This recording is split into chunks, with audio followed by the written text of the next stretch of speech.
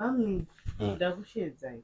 Kuda kumbonyadzokubvunza kuti chii chaicho chaicho chandakanyatsoshoreka nchekuti hamudi kundiisa vamwe vakadzi makavaisa chii chaicho chaicho chakashoreka pandiri. Aguleza hamuna kutomboshoreka kana chii zvokuti handidi kuisai but nyaya inouraisa. Ipa haina zvinouraisa nemakuhwa kuisai. Chinouraisa chii? Ndinouraya here? Ndiri kuzviziva kuti musikana uya akaenda kumusha mai manja makamuisa zvenyu last year ndikangonyarara.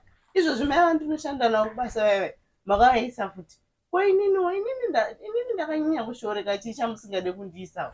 Gleska hamuna kumboshoreka zvototi kukuisai ndoda but mona nyaya ndoda kuti tinyatsokutoreka nyaya inouraisa ende zvondogona kupesana mukoma wangu ndakuisai. Ndinouraya chiiko? Ayo hamuna kushoreka but oneka handina chinhu chandokwanisa kudhisaidha nemi kana mukoma wangu achiri wapenyu munopadzisa zvinhu zvese zvandoita nemimi mukoma wangu wari wapenyu totanga tagara apa totaura namukoma wangu kana mukoma wangu azofa ndopachazotanga kutaura zvokuti ndikuisei mukoma wangu asipo makuhwa anozotanga kutaurwa pa haina ndinopesana namukoma wangu. Makuhwa acho ari papi apa? Inzwai imimi makazviziva sei kuti musikana uya ndini ndakamuisa mugurupu remukando.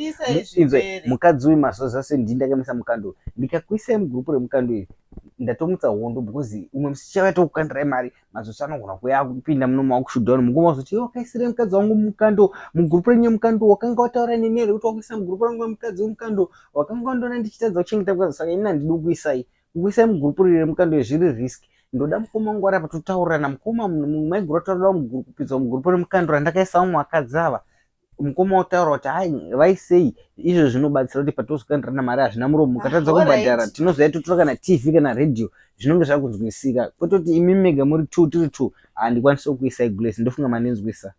Alright, mozongoya baba mukoma nyari panditi. Ya ipapo I think mapadzwisa. Totaura because ndikutoda kutojoiniswa ndatopinzwa mugurupiro ndipinzawo mugurupiro. Handanyanyisa kuteerera nyanyi zvakanaka mugurupu remukando ndikuisa. Zvima kitchen unit zvavo zvakanaka kuti nyama ini wangu bhedha ona handisenda uchinja. Aiwa